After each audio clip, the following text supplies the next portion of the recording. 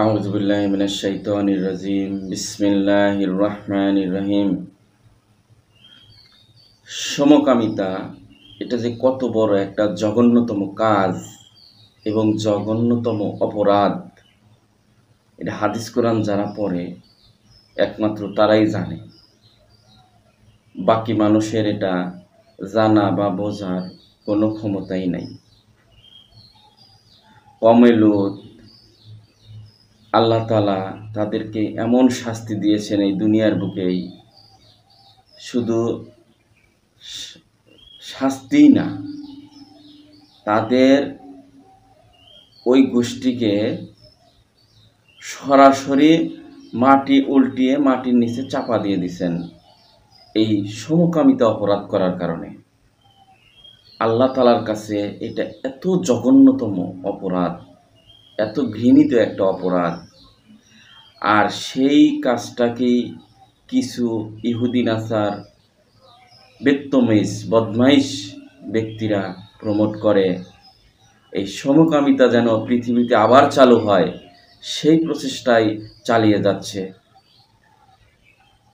এই জঘন্যতম কাজটা বন্ধ করতে হবে এবং সাধারণ মানুষ যারা হাদিস কোরআন জানে না তাদেরকে সচেতন করতে হবে। এই ভুল পথ থেকে মানুষকে সরিয়ে নিয়ে আসতে হবে।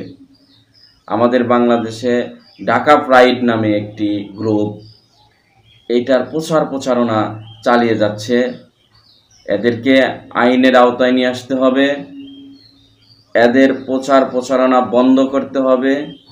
যদি কারো হাতে কোনো লিফলেট বা মৌখিকভাবে প্রচার করছে কেউ জানতে পারেন, দেখতে পারেন, বুঝতে পারেন, অবশ্যই তাকে ধরে নিয়ে আইন শৃঙ্খলা বাহিনীর হাতে তুলে দিবেন। এটা বাংলাদেশ আইনের একটি দণ্ডনীয় অপরাধ এবং একটা জঘন্যতম কাজ। এই কাজটা যে জাতি করবে আল্লাহ তাআলার গজব ওই জাতির উপরে আসবেই আসবে। ওই জাতিকে আল্লাহ তাআলা ধ্বংস করে দিবেন। আল্লাহ তাআলার কাছে এত অপছন্দনীয় কাজ। আজ 7 জুন 2024 সাল রাত 8টায় এই ঢাকা প্রাইডের একটি জমকালো অনুষ্ঠান হওয়ার কথা আছে। এই অনুষ্ঠানটাকে বন্ধ করতে হবে। চোখ কান খোলা রাখুন।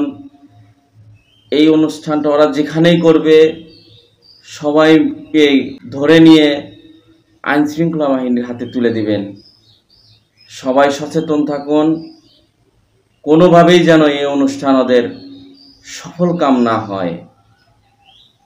ওদেরকে থামাতেই হবে এবং বোঝাতে হবে এটা একটা জঘন্যতম কাজ। এই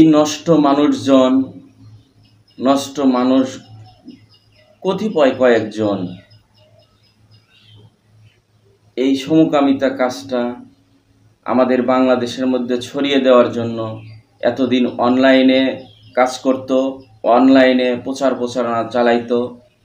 এখন তারা মনে করছে আর অনলাইনে নয়, সরাসরি ফিল্ডে গিয়ে মানুষের দ্বারে দ্বারে গিয়ে এই জিনিসটা ওরা পৌঁছাবে এবং মানুষকে ওরা বুঝিয়ে ওদের দলটাকে ভারী করার চেষ্টা করবে।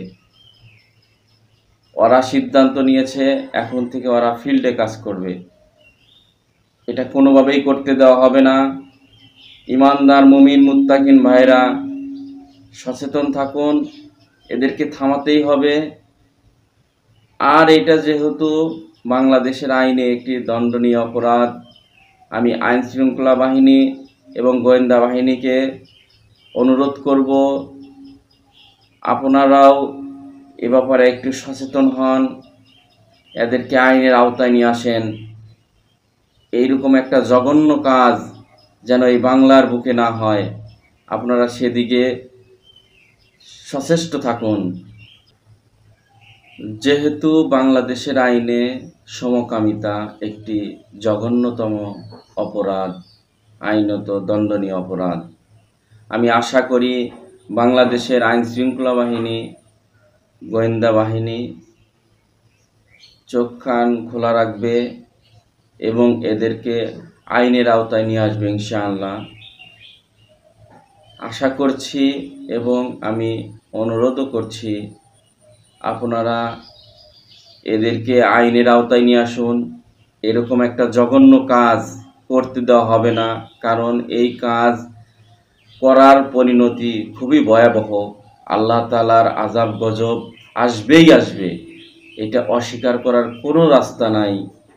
সবাইকে সচেতন হতে হবে, সাবধান হতে হবে। আইন শৃঙ্খলা বাহিনীর পাশাপাশি আমার মুসলমান ইমানদার মুমিন মুত্তাকিন ভাইদেরকেও অনুরোধ করছি, আপনারা এই সমস্ত ইহুদি নাসার বেঈমানদের দালালদের পাকড়াও করবেন, যেমন করে আপনারা চোর ডাকাতকে পাকড়াও করে থাকেন, ওইভাবে পাকড়াও করবেন। কিন্তু তাদের গায়ে হাত তুলবেন না, আইন নিজের হাতে তুলে নেবেন না। তাদেরকে পাকড়াও করে আইন শৃঙ্খলা বাহিনীর হাতে তুলে দিবেন, এটা আমার অনুরোধ রইল। আমি যেহেতু ঢাকার বাহিরে আছি, আমারও মন চায় ইসলামের জন্য জীবনটা দিয়ে দেই, তবে ইসলাম বিরোধী কোনো কাজ হলে আমি অবশ্যই প্রতিবাদ করব এবং যতটুকু আমার সামর্থ্য আছে সামর্থ্য অনুযায়ী আমার যতটুকু কাজ করা সম্ভব আমি অবশ্যই কাজ করব। আপনারা চালিয়ে যান, আমি যথাসময়ে যথাস্থানে অবশ্যই চলে আসব। চোখ কান খোলা রাখুন, এদেরকে থামাতে হবে, এদেরকে আইনের আওতায় নিয়ে আসতে হবে। কতিপয় কিছু মানুষের ভুলের কারণে আল্লাহর জমিনে আল্লাহ তাআলার গজব চলে আসুক, এটা অবশ্যই কাম্য নহে। সমকামিতা এটা যে কত বড় একটা জঘন্যতম এবং ঘৃণিত কাজ, এইটা সম্পর্কে সাধারণ মানুষকে বোঝাতে হবে। সাধারণ মানুষ যেন না জেনে না বুঝে নিজের অজান্তে এই কাজ না করে, সেদিকে সচেতন করতে হবে। আর আল্লাহর জমিনে আল্লাহর দ্বীন প্রতিষ্ঠিত হোক, সেই লক্ষ্যে কাজ করতে হবে। আর বাংলাদেশের আমাদের সরকার মহোদয়কে কোরআনের আইনে দেশ পরিচালনা করার জন্য উৎসাহিত করতে হবে এবং আমাদের কোমলমতি শিক্ষার্থীদের, ছোট বাচ্চাদের বইয়ের ভিতর থেকে নাস্তিক্যবাদী বা এই সমকামিতার যে সমস্ত অধ্যায়গুলো আছে এইগুলো বাদ দিয়ে ইসলামিক চর্চা করাতে হবে, যাতে একজন পরিপূর্ণ মানুষ তৈরি হয়, যে মানুষকে দ্বারা দুর্নীতি সম্ভব না। দুর্নীতিমুক্ত একটি দেশ গড়া যাবে, এইরকম মানুষ তৈরি করতে হবে। আর সেদিকে বাংলাদেশ সরকারকেই পদক্ষেপ নিতে হবে।